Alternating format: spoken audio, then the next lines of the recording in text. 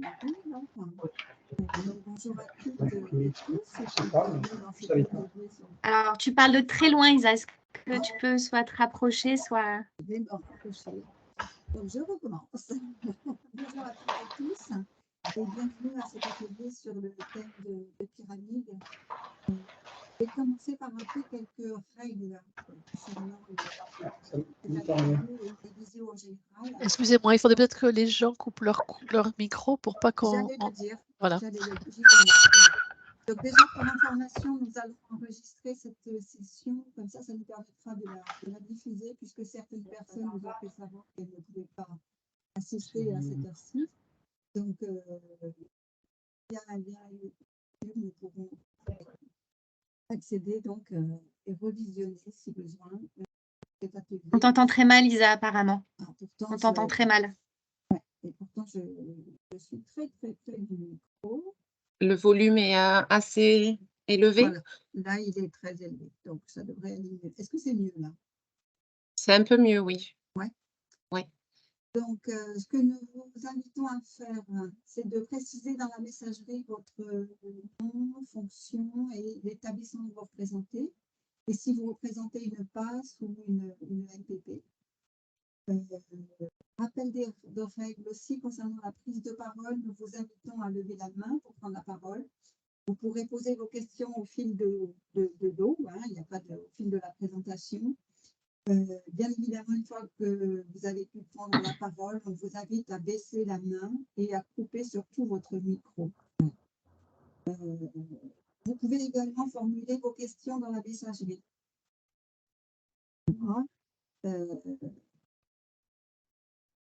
Qu'est-ce que je voulais vous dire d'autre? Alors, pourquoi est-ce qu'on a fait cet atelier? On vous propose cet atelier parce qu'on a eu de nombreuses questions concernant certains items.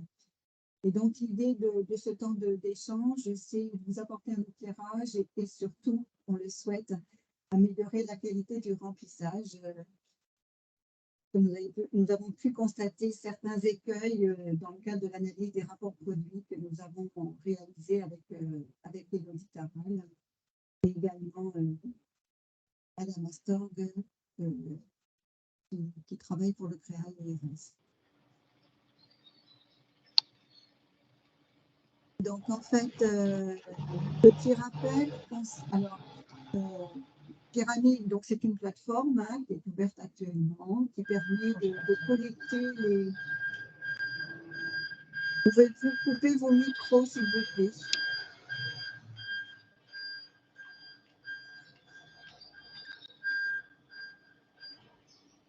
Qu'est-ce que c'est que ça? Bon. Donc, c'est une plateforme qui permet donc de collecter des informations et de produire des rapports d'activité standardisés.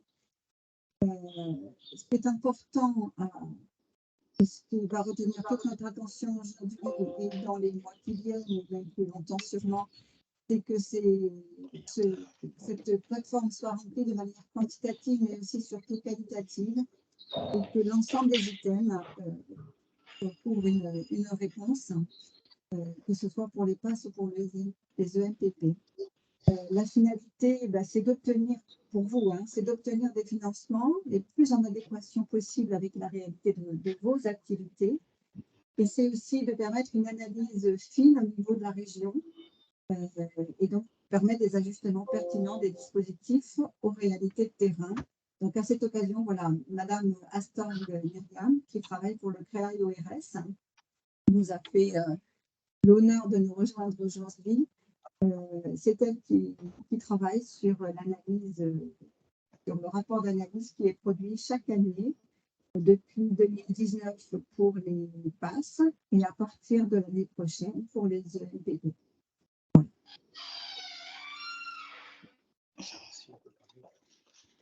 Et le film?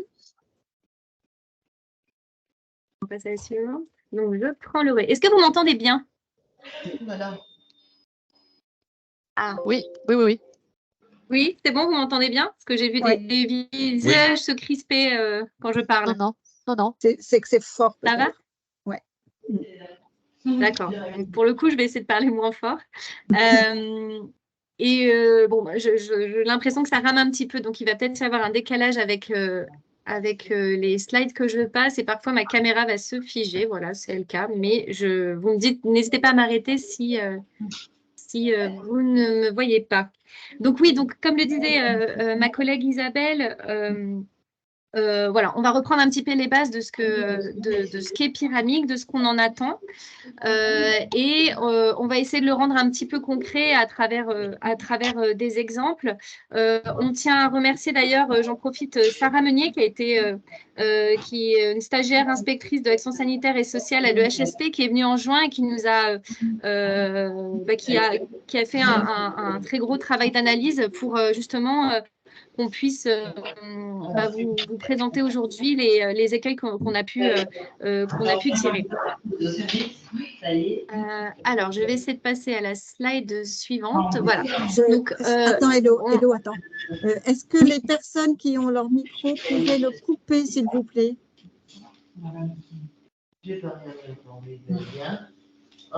C'est bon. Je crois que c'est Madame Cathy qui a son micro allumé.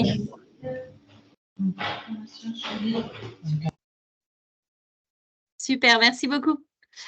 Donc, en quoi l'ensemble des membres des équipes PASS et MPP sont-ils concernés? Parce qu'effectivement, ça paraît un petit peu lointain et pourtant, c'est au quotidien, vous allez être amené à remplir, à recueillir les données. Donc, pour vous réexpliquer le contexte, donc les politiques financent donc ces dispositifs sanitaires et sociaux à partir d'enveloppes dédiées. Donc, comme vous le savez, les PASS sont passés il y a peu à un fonds d'intervention régional et les MPP sont essentiellement financés par une dotation globale.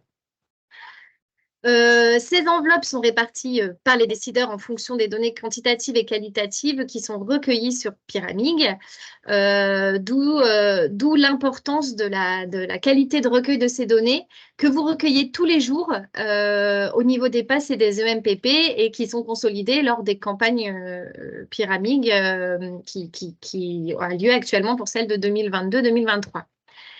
Le travail des rapporteurs, donc c'est vrai que cet atelier s'adresse aux équipes, mais aussi aux personnes qui ne sont pas forcément au quotidien, mais qui vont être rapporteurs de ces données. L'enjeu, c'est de capter ces données et de leur donner corps une fois par an sur Pyramique. Voilà. Donc ça, c'est vraiment pour resituer un petit peu le rôle de chacun là-dedans. Oui, on vous donnait un petit exemple pour les PASS. Les crédits du FIR au niveau national en 2022 étaient prévus à 89 millions d'euros et au niveau national, hein, j'entends. Et en réalité, les ARS sont montés jusqu'à 96 millions d'euros parce qu'ils se sont adaptés aussi aux besoins qui étaient exprimés par le terrain. Donc voilà, on a des financements qui peuvent quand même, dans la mesure du possible, être réadaptés. C'est ce qui a été fait en 2022. Ensuite, la vision Pyramique, c'est juste pour resituer aussi ce contexte, c'est la vision des décideurs. Pyramique étant la source de connaissances pour les décideurs. Juste pour resituer, les décideurs, ce sont la DGOS du ministère de la Santé et du Prévention, donc c'est la Direction générale de l'offre de soins. Et au plus proche, ce sont aussi c'est l'agence régionale de santé avec les délégués départementaux que vous connaissez et qui suivent vos dispositifs. Et ce sont avec eux que nous, en tant que coordination régionale, on travaille directement. Donc, Pyramique, c'est la source de connaissances de notre travail pour les décideurs et c'est pourquoi nos financements dépendent très fortement de la qualité de remplissage. Donc, c'est vrai qu'on insiste un peu sur le remplissage à 100% de notre rapport d'activité parce qu'il permet aux décideurs de ne pas mal interpréter des zones d'ombre. On y reviendra concrètement ce que ça veut, sur ce à quoi on fait allusion dans le remplissage de Pyramique, de ne pas rester avec des questions sans réponse et en somme de ne pas nous pénaliser en l'absence d'informations. Donc ça, c'est des points qui nous paraissent essentiels, même si effectivement, on pourra en parler, il y a des choses qui ne sont pas, des éléments que vous avez du mal à valoriser parce que c'est des rapports standards, hein, et c'est ce sur quoi on aimerait travailler parce qu'il y a quand même des possibilités de faire passer un peu ces ces messages sur Pyramide. Voilà, un petit cas pratique pour illustrer, mais bon, ça paraît couler de sens, mais c'est juste pour vous situer d'une façon un peu caricaturale comment ça peut se passer.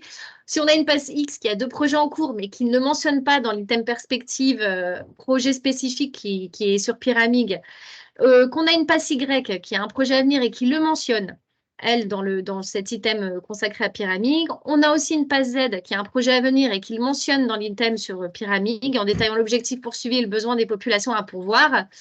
Voilà, on a 3 éléments factuels. Vous êtes décideur, vous avez une enveloppe qui permet de financer un ou plusieurs projets dans les passes. Quelle passe financeriez-vous en sachant que vous disposez d'une enveloppe non extensible?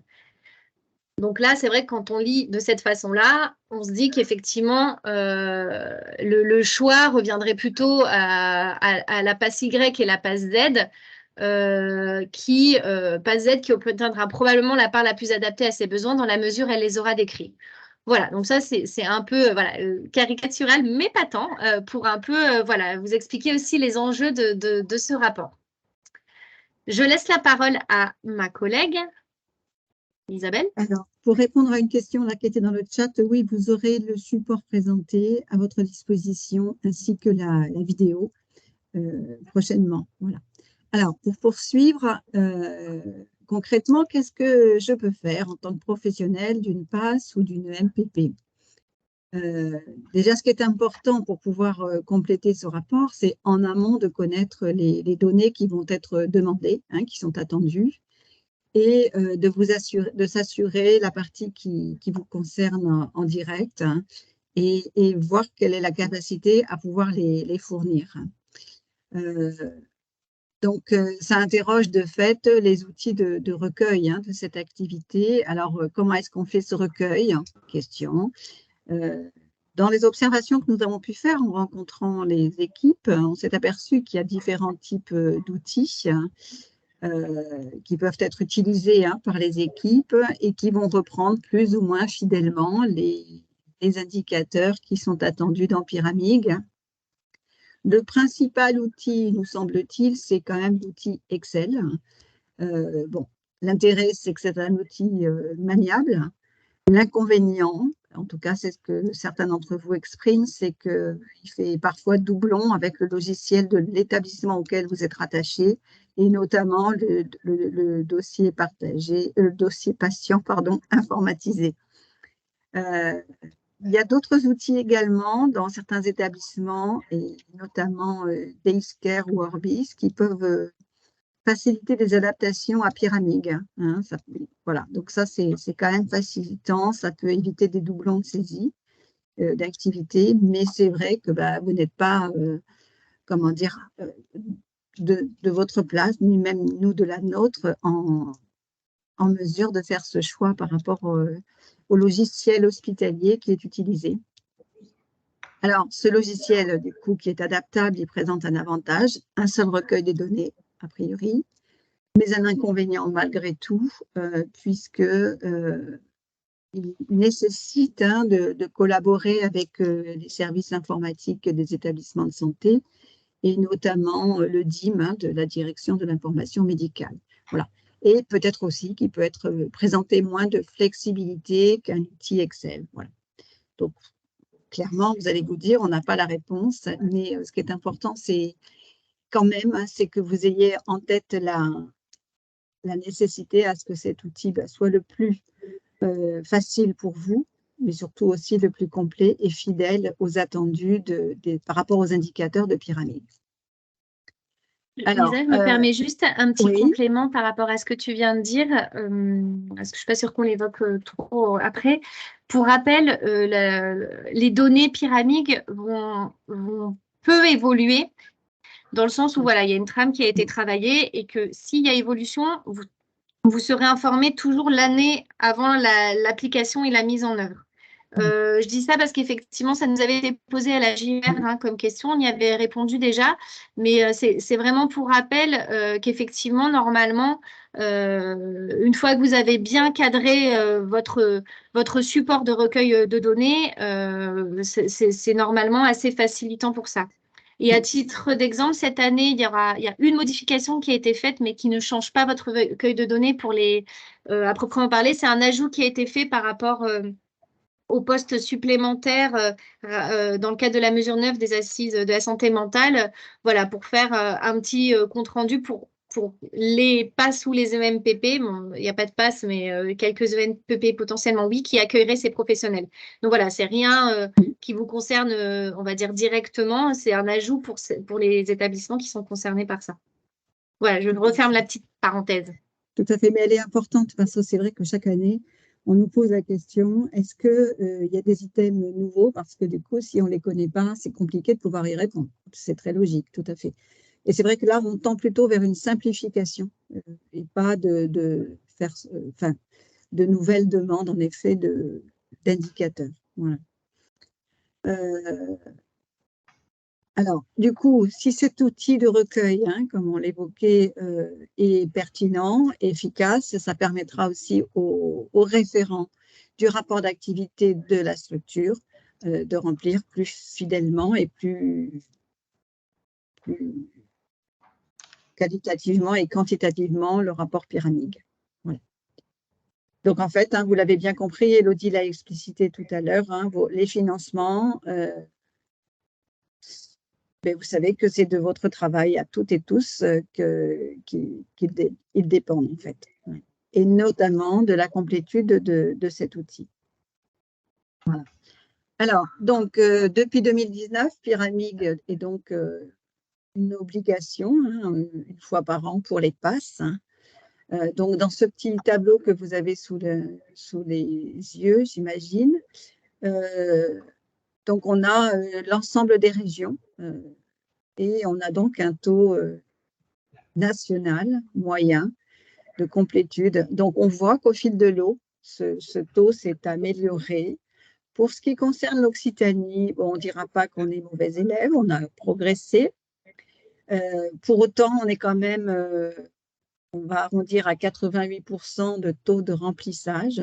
Et donc, on peut mieux faire, puisque la moyenne nationale est de 92%. Et l'importance du coup de ce remplissage, on va y revenir après, mais c'est aussi toutes les questions qui sont laissées sans réponse sont les fameuses zones d'ombre dont on parlait. Qui dit pas de réponse, dit pas d'activité. Et après, quand on veut faire un comparatif entre les différents dispositifs, ne serait-ce qu'à l'échelle de la région, c'est quand même compliqué. Voilà. Madame Astor, vous voudriez dire quelque chose par rapport à ça, peut-être? Non, parce qu'en fait, oui, c'est effectivement la difficulté de l'analyse des rapports d'activité d'une année sur l'autre. Et puis aussi, moi, ce que je trouverais intéressant, ce serait de pouvoir bien mesurer une évolution, que ce soit dans les ETP, que ce soit la file active, le public accueilli. Et ça, s'il y a des non-réponses une année sur l'autre, on a du mal à comparer. Donc, c'est important d'avoir un peu toutes les infos. Voilà. Après, je suppose qu'il y a des raisons pour lesquelles il y a des non-réponses, mais pour l'âge, j'avais cru comprendre qu'effectivement, vous aviez parfois des difficultés à remplir. Parce que pour moi, quand j'ai une population et qu'il n'y a pas de données concernant l'âge, je suis un peu étonnée. Mais effectivement, si la tranche d'âge qui est proposée sur Pyramide ne correspond pas à celle que vous saisissez vous, et que donc du coup, vous n'arrivez pas à replacer vos patients dans les cases, c'est un peu difficile. Après ça, il faudrait peut-être voir s'il est possible de changer la façon de prendre l'âge des patients pour que ça se cale peut-être mieux à Pyramide dans les prochaines années. C'est une proposition que je vous fais, mais je ne sais pas si c'est possible. En tout cas, il faudra y réfléchir, en effet. Ouais. Donc, oui, c'est vrai qu'il y a des items vue de l'extérieur qui nous paraissent assez simples. Quand on rencontre un patient dans l'évaluation globale, il y a quand même des informations dont on dispose. Et c'est vrai que parfois, on est étonné de n'avoir aucune donnée concernant tout simplement le critère d'âge. Et c'est vrai que l'intérêt de faire une analyse à l'échelle régionale, c'est aussi d'avoir une photographie et d'une année sur l'autre, de voir comment cette photographie, cette photographie, elle évolue. Est-ce qu'elle est stable? En quoi elle se modifie? Voilà. Et donc, c'est pas pour embêter tout le monde, c'est simplement que ça nous paraît c'est nécessaire pour comprendre mieux l'évolution aussi des problématiques et des publics qui sont concernés par ces problématiques sur les territoires. Voilà. Ne serait-ce qu'en évolution d'âge, de sexe, etc. Voilà.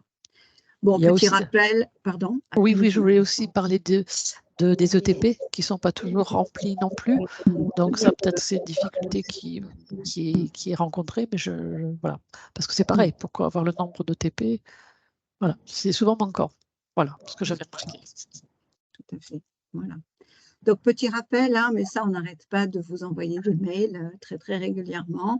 Les dates de la campagne qui est en cours pour les données 2022. Donc, elle sera clôturée le 31 octobre pour la partie métier et le 17 novembre pour le renseignement de la partie financière. Voilà. Élodie, je te laisse la parole. Ça marche. Donc, n'hésitez pas à poser vos questions au fil de l'eau. Donc là, on a voulu resituer un peu le cadre. Qu'est-ce que Pyramide? Comment est utilisé Pyramide? À quel escient? Et votre rôle là-dedans. Là, maintenant, on va essayer de rentrer un petit peu plus en détail. Donc, on va essayer de faire quelque chose d'un peu dynamique parce que c'est vrai que on va pas... on s'est posé la question de comment aborder, quelle approche avoir pour parler en détail de Pyramide.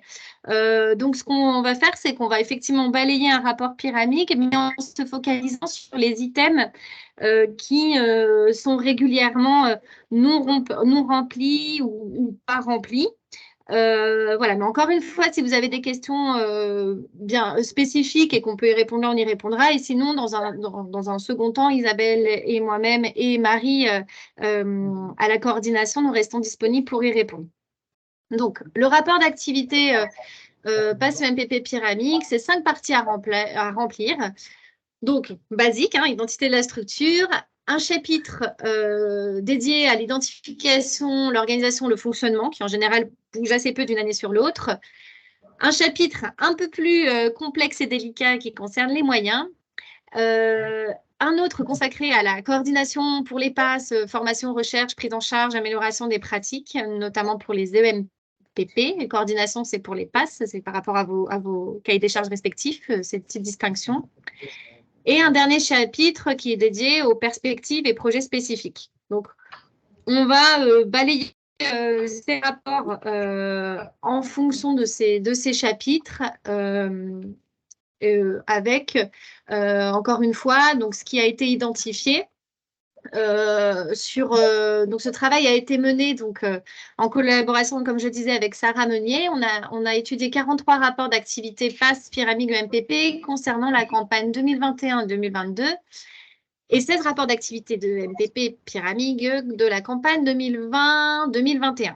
Donc, voilà, ça fait un certain nombre de rapports et ça nous a permis de voir un petit peu les récurrences.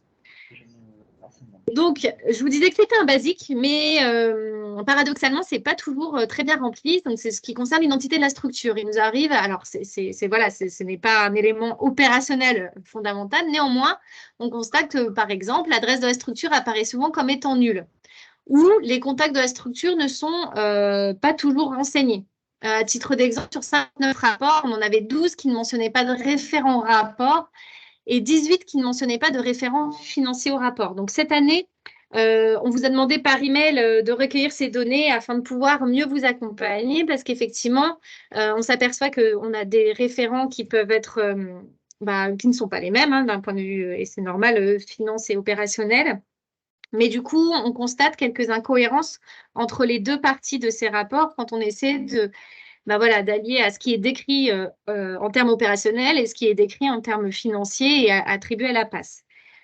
Donc, j'en profite pour relancer un petit peu l'appel parce qu'on a eu une quinzaine de réponses sur ces référents, sachant qu'il peut y avoir effectivement des changements. Mais en tout cas, la recommandation, c'est de remplir soigneusement cette première page qui, mine de rien, donne le ton. Voilà, c'est toujours la première page où on a un peu on a un peu le ton qui est donné sur la façon dont est rempli le rapport. Donc voilà, donc on va continuer notre exploration. Je laisse la parole à Isa. Belle. Donc, en fait, dans la poursuite, donc dans le chapitre du rapport qui s'intitule « Identification, organisation, fonctionnement », donc, en fait, on a relevé, et notamment Sarah, hein, la stagiaire inspectrice de l'action sociale, l'avait noté, des lacunes hein, dans les réponses, et notamment pour les passes, la Q3117, où là, il est demandé d'indiquer le système d'information qui est utilisé par la passe. Donc, ça fait écho à ce que je vous disais tout à l'heure par rapport à l'outil qui est utilisé. Alors, est-ce qu'il s'agit d'un outil informatisé ou est-ce qu'il s'agit tout simplement de documents papier à partir desquels travailler? Donc, soit le système informatique qui est utilisé n'est pas précisé, soit il n'y a aucun commentaire qui n'est mentionné. Voilà.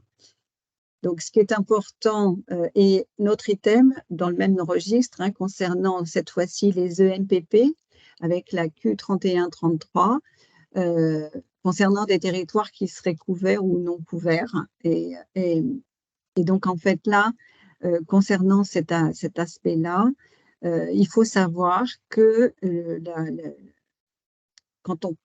peut-être que ça ne parle pas aux équipes parce que vous n'avez peut-être pas les éléments de compréhension. En fait, il faut savoir que par défaut, la notion de territoire pour les ENPP, c'est le département. Donc, en fait, on sait hein, que certaines ENPP interviennent à l'échelle d'une agglomération ou d'une ville, donc sur des territoires denses, urbains. Et donc, elles complètent, elles indiquent cet aspect-là, mais du coup ne précisent pas quelles sont la partie du territoire qui n'est pas couverte.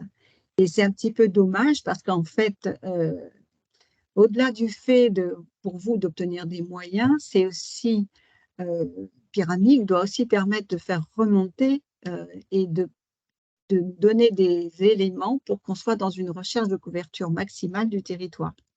Donc, en fait, l'intérêt de répondre à cette question le plus précisément possible, c'est une recherche aussi de cohérence. Hein, voilà. Et de pouvoir aussi rappeler que si un territoire n'est pas couvert, ça veut dire que certains besoins potentiels ne sont pas couverts non plus. Donc, à retenir, l'échelle par défaut pour les ENPP, c'est le département ou l'infradépartemental s'il y a plusieurs ENPP sur un même département. Ce qui reste quand même assez rare pour l'Occitanie en tout cas. Voilà.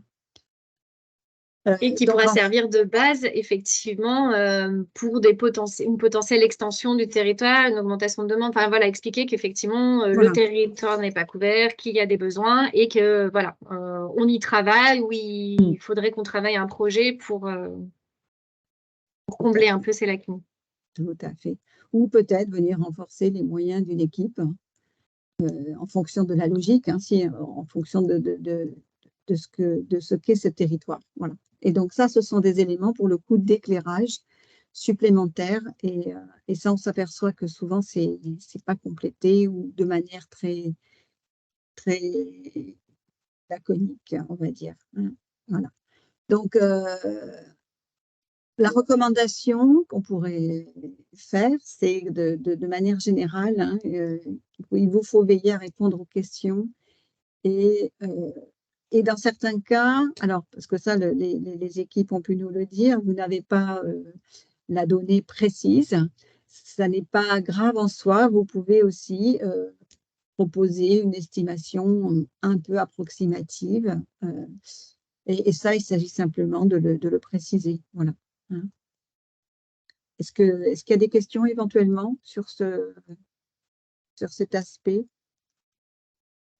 Non.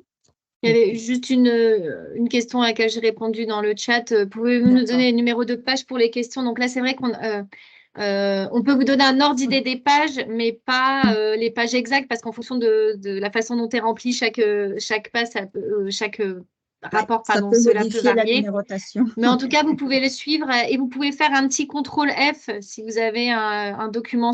Alors, document papier, c'est un peu plus difficile, mais si c'est un document en version numérique sous les yeux, vous pouvez faire contrôle F et par mots-clés ou par numéro de question, on reprend les numéros de questions globalement. Vous pouvez les retrouver. Mais s'il y a besoin de retrouver des pages, on pourra vous les donner.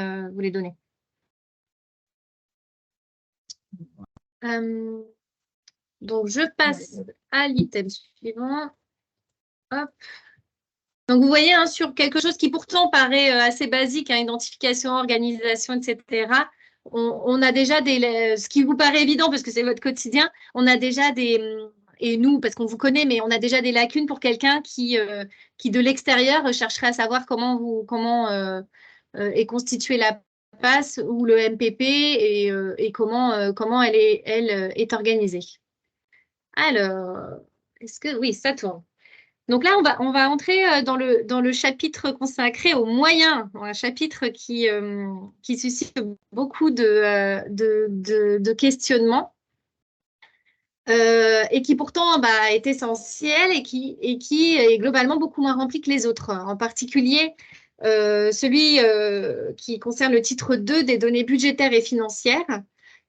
Qui, on rappelle, sont les produits d'activité hospitalière non pris en charge par l'assurance maladie. Donc ça, c'est un chapitre, on trouvait dommage que ce ne soit pas rempli parce que ça pouvait valoriser aussi le coût réel de ce que doivent absorber les PAS. Et quand on négocie, quand on veut expliquer cela aux institutions et aux financeurs, c'est dommage de ne pas avoir ces données. On a également constaté qu'il y avait plusieurs rapports qui ne comportaient aucune donnée sur l'ensemble de ce chapitre. Alors, aucune donnée, c'est ce qui apparaît quand rien n'est rempli, hein, ça paraît évident. Mais du coup, parfois, sur certains items, c'est un peu dommage parce que parfois, c'est qu'il n'y a effectivement aucune donnée, c'est-à-dire que c'est pas que vous n'êtes pas concerné par l'item, donc c'est 0. Et parfois, c'est que vous n'avez pas pu recueillir ces données ou que ça va prendre une autre, ça peut être différent. Donc, en cas de valeur 0, on vous recommande vraiment d'indiquer la valeur 0 plutôt que de laisser la case vide qui sera marquée comme ne comportant aucune donnée. Mine de rien, quand on traite d'un point de vue statistique, ça change quand même la donne d'avoir 0 nationalité de je ne sais où avec aucune donnée. Donc, ce qui est surtout parfois, souvent, vous suivez quand même ces informations. Donc là, pareil, c'est quand même valoriser aussi ce qui ressort dans la réalité. Voilà, donc ça, c'était un petit point. Hop. Il n'y a pas de questions. On passe à l'item suivant, Lisa. Ouais. Donc, concernant la partie du rapport coordination pour les PAS uniquement, donc là, les principales difficultés relevées, donc il y en a 2. Pour la question Q3081, les commentaires sur les activités et les partenariats externes et la récurrence d'aucune donnée. Et ça, c'est quand même assez étonnant. Et en fait, certains rapports, même, ce qui est encore plus étonnant, ne comportent aucune donnée sur l'ensemble de ce chapitre. Or, pour rappel, quand même, les PAS sont des dispositifs passerelles. Donc, en fait, de préciser quels sont les partenariats, quels sont peut-être ceux qui seraient à développer davantage, ça donne à voir l'inscription de la PAS sur le territoire, son identification par les partenaires, justement, en tant que dispositif passerelle. Et donc, l'absence de liens partenariaux interroge sur le rôle et sur la place de la PAS dans son territoire. Voilà. Donc, il y a des recommandations qui ont pu être faites, des propositions, on va dire. Il est intéressant que vous puissiez préciser les activités et les partenaires autant que possible. Alors, avec certains, vous avez des conventions, avec d'autres, vous n'en avez pas. C'est à quelle fréquence, par exemple, sont évaluées les conventions. Si des membres de l'équipe participent peut-être à des réunions interpartenariales ou bien à des comités de pilotage de certains dispositifs. On en a nommé quelques-uns comme les PRAPS par exemple, mais il y en a bien d'autres sur les territoires. Si certains membres de vos équipes participent aux journées d'échange régionales et autres manifestations, voilà, une journée d'échange ou d'études organisée par la Fédération des acteurs de la solidarité. Enfin, voilà, sur le territoire, on a quand même beaucoup de choses qui sont proposées et il est quand même assez étonnant qu'il n'y ait aucune information. Ça sous-tendrait qu'il ne s'est rien passé sur l'année. C'est un peu étonnant. Je pense que personne dans l'assistance ne me contrariera. Voilà, pardon. Sur cet aspect-là. En tout cas, voilà. Je ne sais pas s'il y a des questions, quelqu'un souhaite réagir, tout simplement, par rapport à ça. Donc, on va souvent revenir sur Élodie précédemment évoqué aucune donnée, c'est-à-dire qu'il n'y a pas de réponse. S'il n'y a pas de réponse, nous, on a besoin d'éléments de compréhension. Et s'il n'y a aucune réponse en fonction de la formulation de la question, on peut répondre par voilà, indiquez-le, mettez 0, mais ne pas compléter, ignorer une question.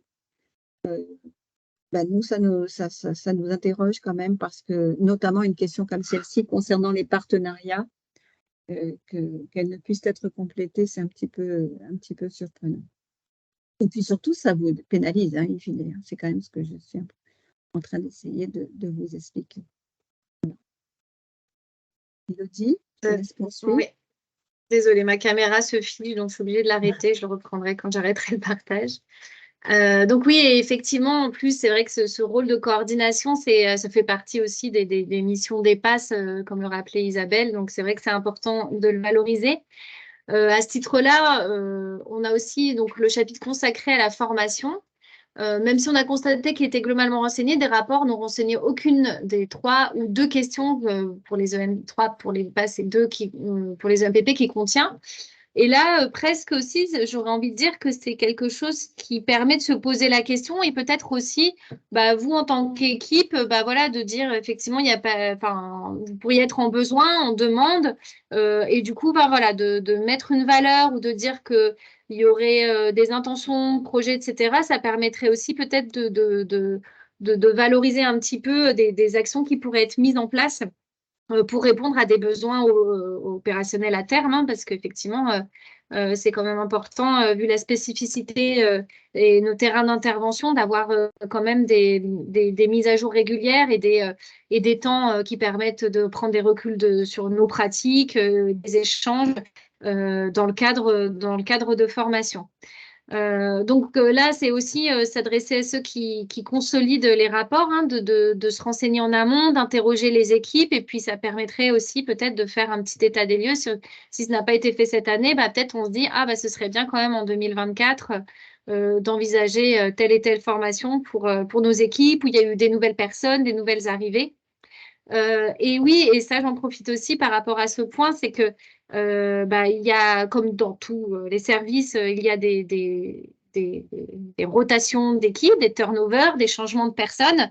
Et c'est vrai que les personnes qui arrivent, là, ça nous est arrivé il n'y a pas très longtemps, une personne qui est arrivée sur son poste, et qui on a dit qui a la responsabilité de remplir la partie opérationnelle, mais elle ne savait pas du coup qui était en charge de la partie financière. Donc, c'est vrai qu'elle peut chercher la réponse dans les rapports, mais elle n'y est pas. Ou même quand on reprend l'historique des rapports, on ne voit pas, et c'est ce que soulignait Madame Astorg du CREA-IORS qui est en charge de consolider nos rapports, on ne voit pas, et c'est dommage parfois, les évolutions, les besoins qui évoluent. Et ça peut concerner aussi des problématiques que vous rencontrez avec peut-être une file active égale, mais avec une complexification des prises en charge qu'on n'arrive pas à valoriser dans le rapport pyramide. Et ça, c'est dommage parce que, en fait, vous faites 3 fois plus de boulot, mais on s'en rend moins compte parce que ce n'est pas valorisé.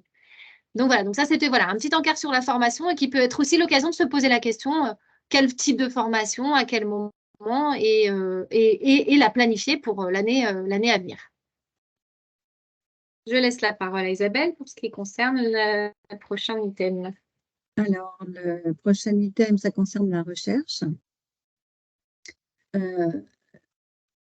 Donc, concernant les EMPP, donc, il y a un item qui concerne la valorisation des travaux. C'est le Q774. Et dans cet encart-là, vous pouvez mettre en exergue des éléments qui ne seraient pas valorisés par les questions de ce chapitre. Et on s'aperçoit en fait qu'il y a peu de rapports qui exploitent cette partie et le plus souvent qui restent sans aucune donnée.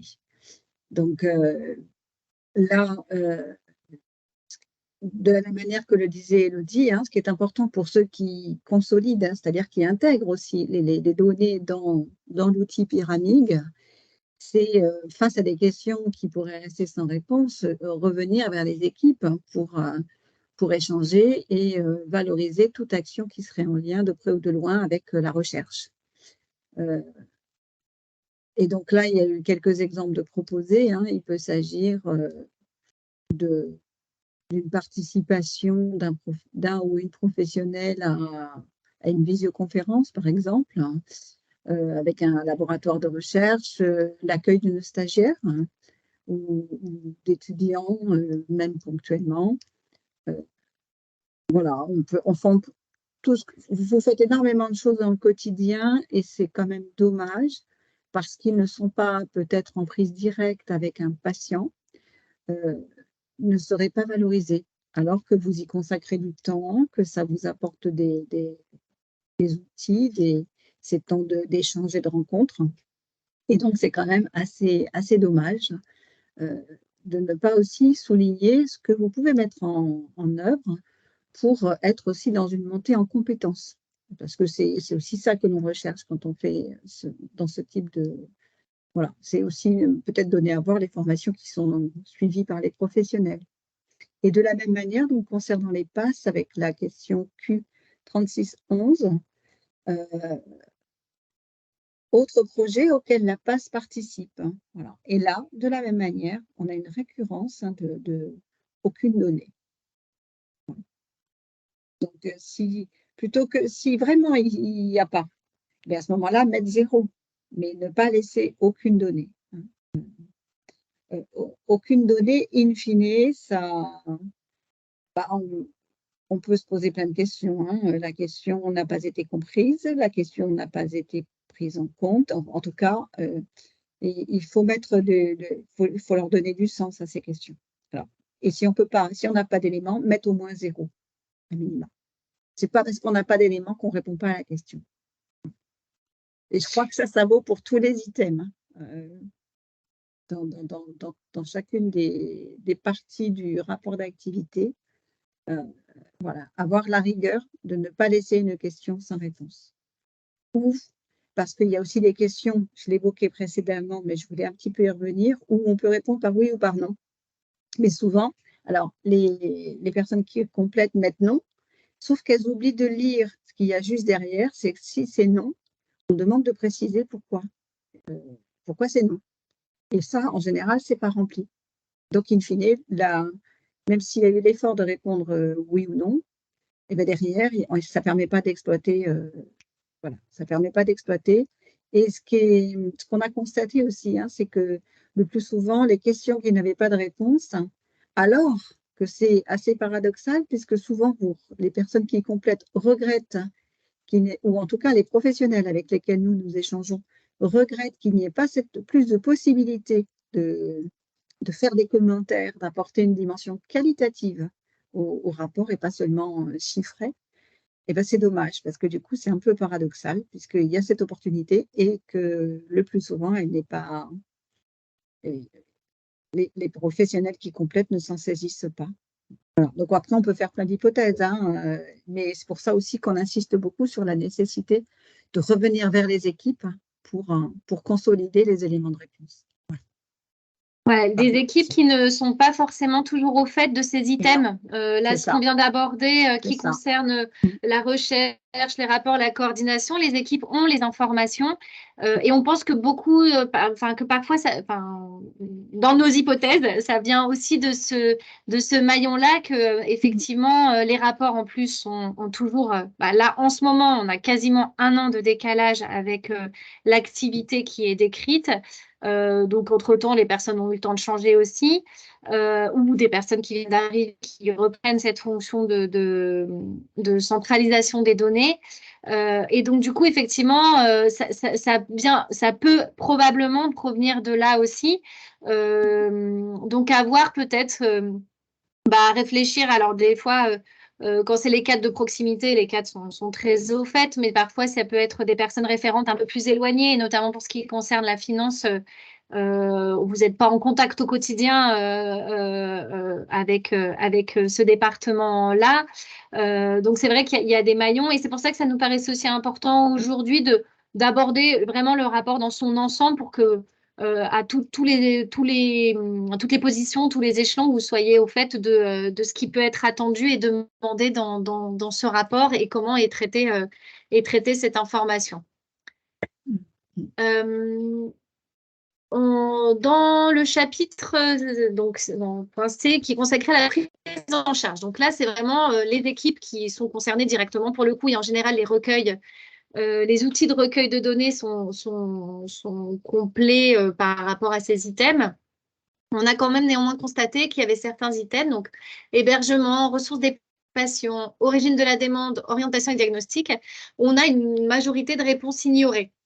Voilà, donc bon, on reprend un peu ce qu'on disait, mais c'est vrai que c'est dommage d'ignorer ces questions. Et de fait, la recommandation, ce serait de s'assurer dès aujourd'hui que ces données qui sont demandées dans ces chapitres bénéficient bien d'une traçabilité.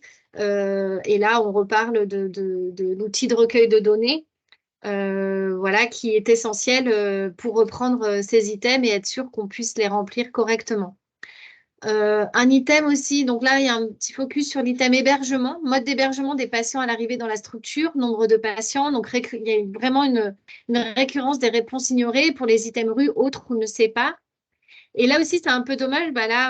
C'est une problématique là, on a beaucoup discuté la semaine dernière, parce qu'on constate qu'il y a de grosses difficultés. Enfin, on constate que dans la précarité, grande précarité, la question du logement s'aggrave dans certains cas et dans certaines grandes villes où on a de moins en moins de solutions d'hébergement. Donc, c'est vrai que pouvoir un peu voir une évolution des personnes qui vous sollicitent au niveau des PASS et des EMPP et savoir leur mode d'hébergement, c'est quand même une donnée assez essentielle et en termes de finesse, et qui demande aussi parfois beaucoup plus de travail aussi aux équipes qui doivent accompagner des personnes qui ont a priori des problèmes de santé et qui n'ont pas des conditions décentes pour avoir un cadre de soins nécessaire. Donc voilà, ça aussi, ça nous paraissait important de focaliser un peu sur cet thème en particulier. Et la valeur 0, si elle n'est pas dûment reportée par chiffre 0, induit vraiment forcément une réponse ignorée. Donc voilà, donc encore une fois, l'outil, il est essentiel. Et comme le dit Isabelle, on n'a pas de réponse type pour répondre à ces questions. Et par contre, ce qu'on peut faire, nous, au niveau de la coordination, c'est soit, on demande assez automatiquement sur quel logiciel vous êtes, peut-être pour vous mettre en lien avec d'autres PASS ou MPP qui ont le même logiciel et qui ont pu, avec leur DIM, mettre en place des choses. Enfin, ça peut être des échanges qui peuvent être tout à fait intéressants et menés. Là, on a parlé il n'y a pas longtemps de DXCare avec l'option DX Planning qui permet même des patients qui sont vus dans le cadre de, je sais pas, de maraude, visite à domicile ou tout simplement qui n'ont pas fait l'objet d'une consultation officielle, on peut les entrer et les valoriser parce que ça a quand même nécessité un travail au personnel. Voilà, donc il y a des petites choses comme ça qui peuvent être faites. Si vous avez, si on n'en a pas eu l'occasion d'en discuter, n'hésitez pas à nous solliciter, Isabelle ou moi, pour qu'on voit comment se mettre en lien, voir un peu, parce que si votre DIM vous répond c'est pas possible, peut-être nous on a des exemples qui montrent que ça peut être fait d'une autre façon. Donc vraiment sur ça, il ne faut pas hésiter. Et je vois que dans le chat, il y a une question, difficulté du recensement quand le mode d'hébergement change durant l'année. C'est pas faux. Tout à fait. Mais après, voilà, il y a une différence entre, effectivement, il y a un changement de mode d'hébergement et on sait effectivement qu'il y a des personnes, quand vous les recevez, ils peuvent être squattés chez un ami, être dans leur voiture et puis ça change de la fois d'après. Après, effectivement, on ne va pas vous redemander à chaque fois, surtout si vous font je sais que certaines passes EMPP vont entrer une première fois le patient et puis après, ils vont alimenter la même fiche. Donc, mais là, mettez ce qui vous paraît le plus pertinent ou majoritaire dans le cas de la personne. Mais ce qu'on veut dire, c'est de ignorer la réponse, ça nous donne encore moins d'indications que si son logement est variable. Après, peut-être qu'il manque une case. Je ne sais pas, une case qui expliquerait que ça change perpétuellement, ou peut-être dans les commentaires, vous dites, si c'est trop compliqué à suivre, vous pouvez l'expliquer aussi. C'est vrai que ce qu'on n'a pas dit, c'est qu'à chaque fin de chapitre, parfois c'est un peu éloigné de la question, mais il y a toujours possibilité de rajouter des commentaires qualitatifs. Donc, c'est à la fin de chaque chapitre, vous avez cette possibilité. Donc, ça pourrait être une difficulté que vous pouvez exprimer. Ou si vous avez une suggestion d'amélioration pour recueillir cette donnée, on est tout à fait aussi preneur. Ça, pareil, mettez-le. Mettez-le, nous, on les lit, les rapports, et on pourra tout à fait les faire remonter aussi dans ce sens-là. Voilà, j'ai fini pour cet item. N'hésitez pas s'il y a des questions. Ouais, pour rebondir un peu sur ce que tu disais, Elodie, je pense aussi que on sait que ces patients, ils évoluent voilà, d'une manière ou d'une autre, et en tout cas que dans leur quotidien, dans leur vie, il y a des choses qui changent. Alors après, ça paraît compliqué quand même de pouvoir l'actualiser. Évidemment, ça va apparaître, vous, dans votre suivi. Pour autant, dans la photographie, ça ne va peut-être pas apparaître. Et pour rebondir, pour compléter ce que disait Elodie, c'est peut-être si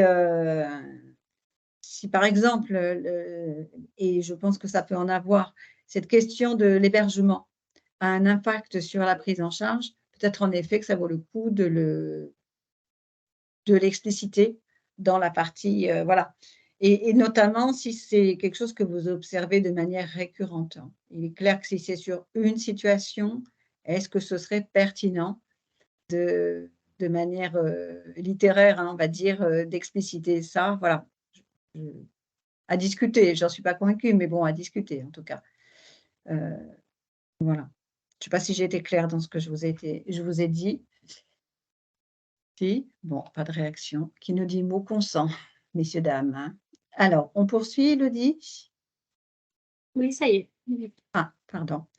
Alors, autre chapitre, donc vous voyez qu'on approche de la fin du rapport d'activité, là, notamment concernant les EMPP. Donc, on est sur le chapitre amélioration des pratiques, où là, en fait, il y a différents items, tout ce qui concerne les intervisions, les commissions, les études de situation clinique, et là encore, les formations.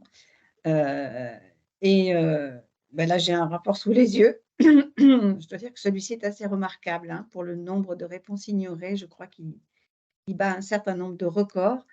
Et donc, là, voilà, il y a très, très peu de choses qui sont complétées. Et c'est assez dommage parce que ça ne permet pas de mesurer les efforts ou en tout cas le positionnement des membres dans les équipes pour aller améliorer leurs pratiques au quotidien, sachant qu'on est quand même sur des choses… alors, je sais bien qu'il n'y a pas toujours d'analyse de pratique et de régulation dans les équipes. Pour autant, justement, s'il n'y en a pas, peut-être que s'il y a un besoin qui peut être exprimé, c'est peut-être l'occasion aussi de l'exprimer. Et donc, au-delà de répondre 0 s'il n'y a pas, peut-être d'amener un petit peu de matière en le précisant, en le définissant, où se situe le besoin et qui seraient les professionnels, par exemple, concernés de l'équipe pour la mise en place d'une régulation ou d'une supervision. Enfin, voilà. Donc, je crois que là, c'est quand même un peu dommage parce que en ignorant ces items-là, eh bien, enfin, les équipes sont pénalisées. Quand je dis vous, évidemment, vous êtes acteur en première ligne, ce n'est pas vous qui remplissez ce doc, mais voilà. Et donc, d'où je pense que vous l'aurez largement compris, hein, l'intérêt que vous puissiez travailler en proximité avec les personnes qui sont en charge de compléter la plateforme Pyramide pour éviter, enfin, voilà, pour éviter ces zones d'ombre très grisâtres. Voilà. Donc, on va passer au dernier item qu'on a identifié dans le rapport. Alors, les perspectives et les projets spécifiques. Là, on a pu le voir avec les passes, là où on est en train de basculer, de discuter sur les CEPOM à venir dans le cadre de la bascule du fonds d'intervention régionale. On a constaté effectivement que c'était dommage parce que cette partie n'était pas du tout valorisée. Alors, de plusieurs façons. Là, on a relevé qu'effectivement, les faits marquants sur l'année sont généralement relevés, mais pas très explicités. Voilà, donc après, on peut en mettre plus ou on peut les plus expliciter. Ça, c'est vrai que ça permet un peu de comprendre aussi peut-être les difficultés ou par exemple, un poste qui a été non pourvu parce que congé parental, maternité ou arrêt maladie, ça c'est le moment aussi un peu d'expliquer et de dire que voilà, soit cette situation va se prolonger, soit au contraire non, on a déjà anticipé, on sait que la personne est déjà revenue, enfin voilà. Ça c'est l'occasion de le mettre là. Ça permet aussi de mentionner les difficultés qui a eu lieu l'année d'activité qui est relatée. Les mentions calendrier et résultats attendus des perspectives et projets pour l'année N+1, donc c'est une question, la question 527, ne sont globalement pas précisées. Alors que là, vous avez possibilité d'écrire un certain nombre de donner un certain nombre d'informations, de perspectives. C'est dommage de ne pas valoriser. C'est important de faire l'objet d'une attention particulière. Enfin, ce chapitre doit faire l'objet d'une attention particulière pour communiquer, y compris sur les projets pour lesquels des financements viendraient manquer, et fournir des éléments concis mais précis. Je vous donne un exemple. Dans un rapport, il y avait écrit « On voudrait embaucher 0,5 ETP d'IDE, d'infirmière ». Or, on n'a aucune précision, on n'a pas les objectifs, on ne sait pas pourquoi, on ne sait pas comment. Et c'est un peu dommage justement de ne pas profiter de cet espace de parole pour formaliser un peu les projets qu'il y aurait, qui peut s'expliquer par ce qui a été précédemment montré avec une augmentation de l'activité ou une même file active, mais avec une complexification des situations qui nécessitent plus de consultations, plus de temps dédié. Voilà, donc ça, c'est des choses qu'il ne faut pas hésiter à détailler, à argumenter. Et puis surtout que maintenant, alors je parle au PASS, on est dans une dynamique de CEPOM, c'est important, même si on n'obtient pas parce que pas de financement à l'année N+1 ou N+2, ce qui est demandé, au moins on l'a remis, re-remis, et on peut argumenter que ça fait 2 ans, que là, ça commence vraiment à être long. Enfin voilà, c'est des choses, les écrits restent. Voilà, encore une fois, c'est ça, les écrits restent. Encore une fois, on a ce décalage un peu en termes de temporalité qui fait que vous êtes déjà encore la tête dans le guidon sur ces problématiques-là. Mais vraiment, c'est un chapitre très important et vraiment pour ceux qui ont en charge d'être rapporteurs pour les équipes mobiles, enfin pour les PASS ou les MPP, c'est quelque chose à questionner vraiment auprès des équipes et de leur cadre. Voilà, écoutez, on approche à la fin. Un dernier conseil que je laisse Ouais, alors donner. ça, je vous avais pensé que je radote, hein, je n'ai pas arrêté de vous le dire de tout l'atelier. Donc, si vous n'avez pas donc un dernier conseil, mais je vous l'ai déjà dit largement, si vous ne disposez pas de données exactes, vous pouvez renseigner une donnée de manière approximative. Alors, vous pouvez, par exemple, on regarde ce qui s'est passé dans les 3 semaines précédentes, 3-4 semaines précédentes, donner un ordre de grandeur, voilà, hein, mais ça vous permet au moins d'apporter une réponse. Et si vous vous débrouillez comme ça, à ce moment-là, il faut le préciser. Si vous faites une approximation, il faut le préciser. Voilà. Ça, c'est quelque chose qui est indiqué hein, dans le propos introductif du rapport d'activité, notamment des PASS.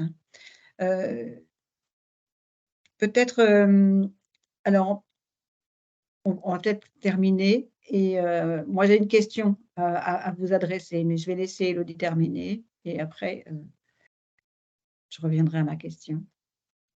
Alors, Élodie? Audrey Buchot, on a juste une question déjà. Audrey Buchot, comment peut-on renseigner des démarches quand l'item est inexistant? Est-ce que vous avez un exemple précis en tête? Ouais, je vois de Vous quoi pouvez elle prendre parle. la parole aussi, hein, si vous le souhaitez, hein, si c'est plus facile que par écrit. Micro et caméra. On arrive. Hein. Ouais. Ça marche. On vous attend. On est en chemin. Bonjour. Bonjour. On a des mains. Alors, on s'était interrogé vis-à-vis aussi de la file active et des orientations, dans le sens où on est souvent sollicité pour des personnes que nous-mêmes allons orienter. Et en fait, toutes les orientations qu'on va faire par téléphone et pour lesquelles on n'aura pas forcément vu la personne, on ne sait pas du tout, par exemple, l'origine de la demande, enfin, tout ça. Où est-ce qu'on peut le mentionner, le côté? On a énormément d'appels, on a ce travail d'orientation en fait, mais on n'a pas un item où on peut le faire valoir au même titre les démarches de l'assistance sociale, parce qu'on nous demande tout ce qui est activité, mais en présence de la personne. Mais pour l'assistance sociale, qui fait énormément de démarches sans être pour autant à côté de la personne, on n'a pas un item qui où on peut l'inscrire. Donc, on a une charge de travail qui se perd quelque part. Alors, pour répondre à cette question, ouais, je peux juste intervenir, Élodie? Vas-y, je t'en prie. Alors, mesdames, depuis notre dernière rencontre, j'ai fait un petit peu de recherche, je n'ai pas été de revenir vers vous, mais moi, je dirais que par rapport au… Alors, pas sur le premier volet de la question, sur le deuxième, concernant notamment les actions qui peuvent être menées par le travailleur social de l'équipe qui n'est pas en face du patient à ce moment-là. Il y a un item qui est le Q3934, qui s'appelle le nombre de démarches effectuées et qui, c'est sans le patient, pour le compte du patient, qui n'est pas en mesure de mener lui-même. Et donc là, ça peut être intégré ici. D'accord, parce que là, jusqu'à présent, on n'intégrait que les nôtres. Donc, on peut intégrer celle de Sarah Bien aussi. sûr, bien sûr, parce qu'il n'est pas précisé que ce soit des démarches sociales, paramédicales ou autres. Hein. C'est très large. Donc, en fait, c'est là que je pense que vous pouvez les intégrer. Quitte aussi peut-être à préciser, du coup là, vous pouvez mettre un global et peut-être donner la déclinaison du coup. On précise Je où dis dans n'importe le quoi, flux si vous mettez 26 150, si vous mettez 150, vous pouvez expliciter en dessous comment ça se répartit ces 150 entre les professionnels. Pour donner aussi à voir l'activité qui n'est pas en face à face avec le patient. D'accord. Et ça, typiquement, si ça augmente d'une année sur l'autre, c'est intéressant pour expliquer que bah, voilà, vous n'arrivez plus à répondre à toutes les demandes ou enfin, voilà, si ça c'est amené à se majorer, par exemple. Mais c'est intéressant. D'accord. Excusez-moi. On a la main, on a la Vis-à-vis des origines de la demande, Ouais. parce qu'on nous demande le nombre de personnes orientées vers le MPP par des structures, etc.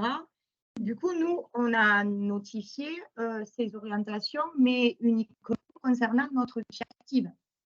Mais toutes les orientations, du coup, qui ont été faites vers d'autres associations, d'autres lieux de soins, en fait, que les personnes, on ne les voit pas, mais on prend quand même pas mal de temps pour réfléchir avec le partenaire où est-ce qu'il pourrait être orienté. Et ça n'apparaît pas, en fait. Ou on le rentre dans les origines de la demande, même si on ne voit pas les gens, ou c'est vraiment quand on voit, on a un premier entretien avec l'usager. Enfin, il me semble que cette question, excusez-moi, je prends la parole. C'est Myriam Astor. Je pense que cette question concerne essentiellement les villes actives, non? Les personnes que vous accueillez. Oui, c'est ce qu'on a pensé aussi, mais du coup, toutes les personnes qui ne font pas partie de la file active, mais que nous avons quand même orientées, on les inscrit où? Vous les mettez dans l'activité, l'activité. Dans les démarches, alors. Dans les démarches, peut-être. Dans les démarches. Dans les actes que vous avez effectués, mais pas forcément pour la file active. Je ne sais pas si ça existe, en fait. Ça. Acte, il y a marqué que c'était en présence de l'usager. Ouais. Du coup, pour nous, c'est ou acte, en présence, ou démarche, en mail, appel ou autre. Je dois rejoindre la question. Ah, j'ai trouvé, je crois que j'ai trouvé Oui. dans la file active, parce que je l'ai regardé à nouveau ce matin, dans le dossier bien. prise en charge. Dans prise en charge, donc il y a la file active. Et le dernier item, c'est le nombre de personnes qui ne sont pas comptabilisées dans la file active, mais qui ont fait l'objet d'une action de l'ENPP. C'est ça. Oui. D'accord. Après, par contre, vous ne pouvez pas mettre le détail, en effet, de l'origine de… Alors, encore que, ouais. Est-ce qu'après, du coup, on peut rentrer ces chiffres? Alors, on a donc une donnée chiffrée. Mais là, Et du coup, parce que là, on va rentrer le nombre de personnes, mais on ne note pas le nombre de démarches pour ces personnes. et bien, du coup, Oui, démarche, oui, ok, c'est bon. C'est bon, tu l'as? Oh, ok, ouais, démarche, oui, non, ça y est, c'est bon? Ouais. oui, démarche, Ouais. Et du coup, effectivement, là, ces questions que vous vous posez, c'est à voir comment vous le recueillez de façon automatique sans que ce soit chronophage pour vos équipes, pour pouvoir à la fin, effectivement, donner… des jolis tableaux. Hein? Ah, bah voilà, bel exemple. C'est un peu flouté, mais on devine que c'est joli. Et vous avez un logiciel, on prend. Hein? Voilà, nous sommes Non. 13. Mais bientôt, ce sera Excel, non? C'est ça? Enfin, là, c'est papier, mais bientôt, ce sera informatisé, non? D'accord. Ah, on a du renfort. Mais les autres doivent galérer autant que nous. Hein? Je fais un exemple. On prend une semaine de temps par an à peu près pour qu'on puisse reprendre toutes les données de l'année Ouais. précédente. Ouais. Ouais. Mais rassurez-nous, les autres MPP, vous galérez aussi. On n'est pas les seuls. Ah, ben si, il y a pas. Les EMPP qui veut témoigner. Est-ce que certains d'entre vous galèrent, entre guillemets, aussi Oui, sur le pardon. recueil? Ah, les diagnostics médicaux, nous dit. Ah oui, il y a des plus, il y a des pouces. Alors oui, pour répondre à votre question, globalement, c'est vrai qu'on a plusieurs témoignages de MPP qui effectivement remontent ces difficultés parce qu'effectivement, les logiciels ne sont pas toujours adaptés. On se renseigne à droite et à gauche, nous aussi, hein, pour voir un petit peu comment faire. Effectivement, voilà, le MPP de l'Ariège vient de répondre oui, très chronophage, car seul tableur Excel. En plus, pour l'Ariège, on a 4 infirmiers qui sont répartis aux 4 coins du département. Donc, c'est vrai que c'est la cadre qui consolide tout ça. Et c'est vrai que c'est un travail très lourd au quotidien. On sait que c'est quelque chose qui prend aussi du temps. Il y a pas mal de MPP qui nous ont dit que une fois par la dernière heure de la journée, elle est consacrée à cette consolidation d'informations. Voilà. Alors, il y a des logiciels à explorer. On en nous a parlé d'un qui s'appelle Mano. Je ne sais pas si certains d'entre vous en ont entendu parler. Qui est un logiciel qui est financé par l'ARS et qui, a priori, on ne l'a pas vu, on ne l'a pas manipulé, mais on a eu des bons retours, notamment par ces nouvelles équipes mobiles, là, les EMSP et SIP et compagnie, qui l'ont mis en place. Et a priori, c'est quelque chose de très flexible et adaptable en fonction des besoins, notamment pour les équipes mobiles. Donc, voilà, il y a des pistes à creuser. Après, voilà, ce qui pose souvent problème, c'est de rajouter un logiciel à vos établissements qui en ont déjà pléthore. Donc, souvent, on essaie de partir de l'existant, voir comment on peut faire, mais effectivement, souvent, c'est l'option Excel. Alors, avec toutes les difficultés en termes de sécurité que cela peut avoir aussi, hein, mais qui est quand même ressorti. Et par contre, ce qu'on peut faire, c'est vous mettre en contact avec des EMPP qui peuvent vous montrer leur outil. On essaie d'en mettre sur le SharePoint, mais là, il faut qu'on le redynamise un petit peu. Si vous avez, d'ailleurs, c'est un appel, hein, si vous avez des outils que vous trouvez très fonctionnels, faites-les nous remonter, comme ça, on les mettra vierges à disposition des équipes. Je pense que ça peut en intéresser plus d'un. Pour continuer sur la thématique, difficulté pour le remplissage des diagnostics médicaux. Oui, c'est une difficulté récurrente, surtout qu'on sait qu'en général, il n'y a pas un diagnostic, mais des diagnostics. Donc là, c'est vrai que ce qu'on préconise, c'est quand même le diagnostic principal, même si je sais que parfois ils peuvent être plusieurs, et de voir un petit peu justement les tendances. Ça, vous pouvez aussi l'expliquer ou mettre en annexe. Il y a possibilité de mettre des annexes aussi maintenant. Voir si je sais, je pense, c'était le MPP en Aveyron qui m'avait montré qu'ils avaient fait des petits camemberts statistiques qui expliquent les diagnostics croisés. Mais effectivement, c'est vrai que ce n'est pas très adapté, notamment pour les EMPP. Et j'espère qu'on reviendra vers vous pour en discuter. Là, on attend effectivement que le fameux cahier des charges sorte. Et suite à ça, je pense qu'il y aura un retravail sur le recueil de données de pyramide EMPP qui a été un peu un copier-coller des passes. Et cette question-là, il faudrait voir comment on peut la faciliter et l'améliorer pour l'améliorer. En tout cas, l'idée, c'est d'avoir une ligne de conduite. Donc, je ne sais pas quel EMPP a posé cette question, mais on peut regarder ensemble et voir un petit peu quelle serait la logique. Ah, il y a une main qui s'est levée. Allez-y, prenez la parole. Hein, vous m'entendez? Oui, on vous reçoit, 5 sur 5. C'est le MPP du Gers, c'est Carole. Ah, bah oui, ok.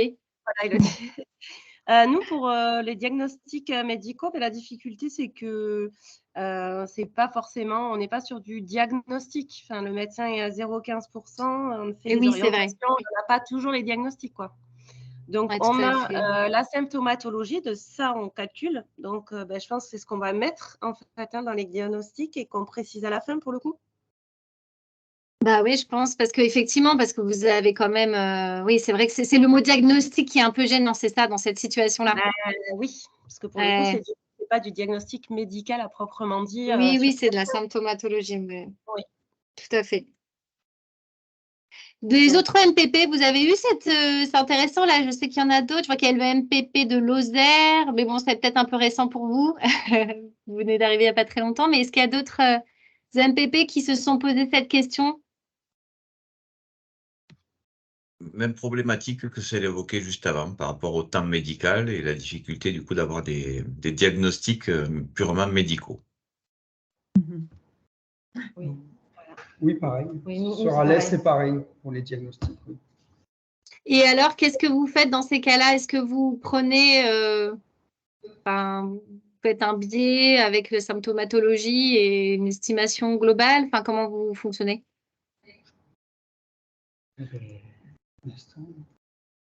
Comment on faisait avant? C'est vrai, ça. Avant, comment on avait un peu de temps médical, mais il y a très longtemps. Là, on va formaliser, nous, cette année, on va formaliser des temps mensuels avec le médecin. Comme ça, mensuel, ça fait beaucoup moins, c'est moins chronophage et c'est régulier. Et on va l'associer à une réunion en fait, interne au CMP-EMPP. Et ça prendra un petit quart d'heure tous les mois, peut-être, un quart d'heure, 20 minutes. Comme ça sera moins chronophage et puis on aura les diagnostics au long cours, en fait.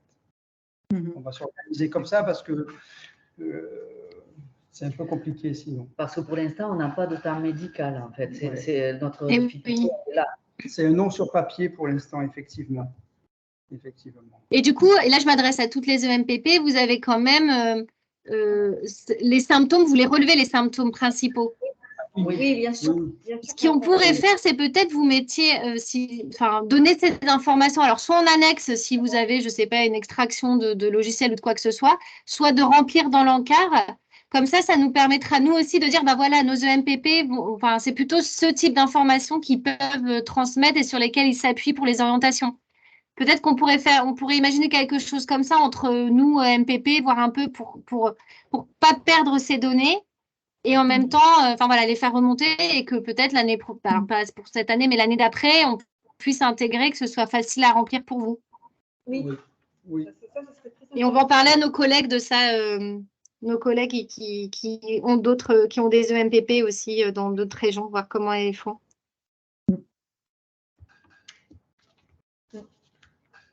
Oui. Bon, très... Et là, le MPP 09, vous complétez. Idem, le psychiatre ne voit pas notre fil actif qui est très importante. Symptomatologie, psychose d'addiction et syndrome post-traumatique sont les symptômes essentiels. Donc, ça, mais voilà, il faut qu'on garde qu'on se le garde comme ligne, comme fil rouge, là, tout ça. Alors, les syndromes post-stroke, oui. Les addictions, oui. Et je mettrais en concernant le MPP du nord du Gard, psychose, oui, mais aussi des dépressions sévères. D'accord. Là, quand même, beaucoup. Ça, peut-être qu'on pourrait, ça, peut-être on va revenir, Isabelle, il faudra qu'on en discute, mais peut-être revenir vers vous, les EMPP, lister effectivement ce qui revient. Et on vous proposera peut-être, alors peut-être cette année, ça va être un peu juste, mais en tout cas, voilà, de voir que tout le monde ait les mêmes items réguliers, mais de toute façon, vous les remplissez parce que de fait, c'est ça. Et ça, on va faire remonter. On va faire remonter. Bon, voilà, c'est bien de se réunir un peu autour de la table des fois sur ce genre de choses. Oui, oui, c'est même essentiel. Voilà. C'est même Ça essentiel. parce que dans les autres MPP, c'est visiblement le même fonctionnement. Et de deux, je pense que oui, on doit pouvoir du coup faciliter pour nous tous, quoi. Ça, c'est important. Oui. Après, donc, je crois que c'était sur la slide d'après. On voulait vous signaler aussi, répéter que sur le SharePoint, il y a toujours la question du mois. Voilà. Et n'hésitez pas à certains moments, parce que des fois, on se sent très, très seul dans sa pratique et on n'a pas les réponses. On réfléchit à plusieurs, mais pour autant, on ne trouve pas la réponse.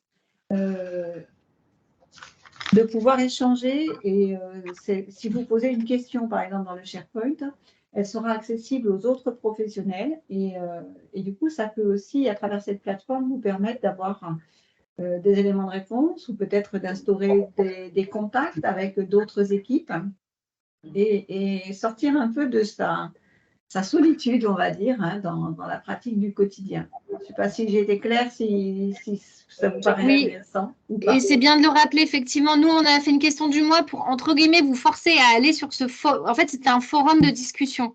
Donc, on a créé cette question des mois. Je ne vous cache pas qu'on se sent un peu solitaire. En gros, on a fait les réponses et les questions, hein, mais l'idée, c'était que vous puissiez aussi à tout moment poser vos questions. Nous, on les voit, on peut aussi les relayer. Par exemple, s'il y a des questions qui reviennent, on peut même imaginer d'envoyer à toutes les infirmiers, tous les infirmiers ou toutes les équipes MPP ou je ne sais quoi, s'il y a une question un peu spécifique. En tout cas, voilà, n'hésitez pas à nous les poser, soit à nous directement, évidemment, soit via ce forum. Et ça permet aussi de voir quand on se rend compte que la personne d'à côté pose les mêmes questions que nous, c'est bien qu'on y réfléchisse ensemble pour avoir une réponse commune et cohérente entre nous. Puisqu'on est dans les petits rappels aussi de l'existant, on vous rappelle qu'on a mis à disposition tous les rapports pyramiques passés au MPP depuis 2019 sur le SharePoint. Donc, si vous voulez aussi avoir l'historique pour vos propres équipes ou voir un peu comment d'autres remplissent, enfin voilà, c'est une information qui est accessible, et voilà, et c'est cette forme-là, le forum de discussion dont on vient de parler, avec, on met un peu le thème de la question. Là, c'est des items, voilà, on nous a envoyé la question et on a essayé d'apporter des réponses, soit nous, soit en sollicitant d'autres personnes, et c'est ce qu'on a posté sur ce forum de discussion. Donc voilà, il ne faut pas hésiter à y aller, c'est fait pour vous. Voilà, on essaie de le rendre dynamique, mais c'est vrai que là, on l'a instauré avec la question du mois de la Crozette, mais on est tout à fait ouvert à le faire beaucoup plus vivant. Voilà, je vais arrêter le partage. Je crois qu'il y avait encore une question. Alors, attendez, j'arrête le partage. Bon, en tout cas, je vois que les gens, on est assez d'accord pour une évolution prenant en compte la symptomatologie pour une harmonisation. Donc ça, c'est super, on va faire remonter ça. C'est vrai qu'on en avait parlé, il faut qu'on avance sur ce sujet qui effectivement est essentiel. Il y avait une question, je crois, de Teresa Ribeiro, de la passe de Joseph Ducoin. Je ne la vois plus. Elle est là. Peut-on valoriser les actes d'interprétariat téléphonique et pas uniquement en présentiel? Oui, complètement. Oui, c'est tout à fait possible. Alors, je vais juste regarder en détail dans le… tac, donc on a un item qui est consacré à l'interprétariat. Je viens de le perdre à l'instant. Non, il est là. Donc, on demande le nombre d'actes en interprétariat en présentiel et les financements. C'est vrai que la question, elle est mal posée. Et les financements mobilisés pour l'interprétariat. Après, donc ça, effectivement, c'est du présentiel. Il y a une question qui concerne l'établissement. A-t-il mis en place des modalités d'encadrement de l'interprétariat? Et commentaires libres sur la sous-partie prise en charge publique. Donc, effectivement, il n'y a pas une... Et ça, c'est vrai que c'est un manque. Ça faudrait peut-être aussi qu'on le fasse remonter. Les actes d'interprétariat qui ne sont pas en présentiel, surtout qu'on sait que beaucoup d'entre vous ont recours à de l'interprétariat téléphonique. Et qui est tout à fait valorisable. Donc ça, pareil, on vous invite à le faire et à le valoriser. Dans la question 33-13, alors, il y a l'interprétariat professionnel, effectivement, je vois une autre question sur le sujet, ou interprétariat maison. Alors, ce qui est valorisable, parce qu'il y a un impact financier, c'est effectivement l'interprétariat professionnel. Après, l'interprétariat maison, il est induit par la file active allophone que vous remplissez aussi. Et d'ailleurs, ça fait l'objet d'une question dans le rapport. C'est la première question dans le chapitre interprétariat. Si ces chiffres sont disponibles, nombre de personnes migrantes ou allophones dans la file active. Donc ça, on sait que de fait, si vous répondez à un chiffre important, on imagine bien qu'en conséquence, vous avez des nombres d'interprétariat maison. Après, je ne sais pas si dans la réalité, vous arrivez à suivre ce nombre d'actes d'interprétariat maison ou si ce n'est pas trop chronophage. Là, c'est une question que je vous pose, mais voilà. Si à chaque fois que vous utilisez Google Traduction ou quelqu'un de l'hôpital, vous le répertoriez. Je ne suis pas sûre. Et oui, c'est hyper chronophage, donc je ne suis pas sûre non plus que ça va. C'est pour ça, ce qui est valorisable, c'est les actes professionnels, parce que ça, à partir du moment où vous sollicitez une entreprise, enfin en tout cas une organisation, un organisme pour le faire, là, c'est comptable en termes financiers et en termes quantitatifs. Donc, c'est ça qu'on veut valoriser.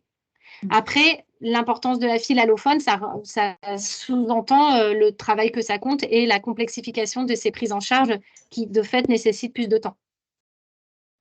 Et ce qui est important, alors, par rapport à l'interprétariat, aussi de pouvoir donner à voir l'interprétariat professionnel, c'est parce qu'en fait, il faut savoir, alors là, ne sont concernées que les PASS à ce jour, mais toutes les PASS reçoivent un financement pour le soutien de l'accès à l'interprétariat, hein, avec des montants différents en fonction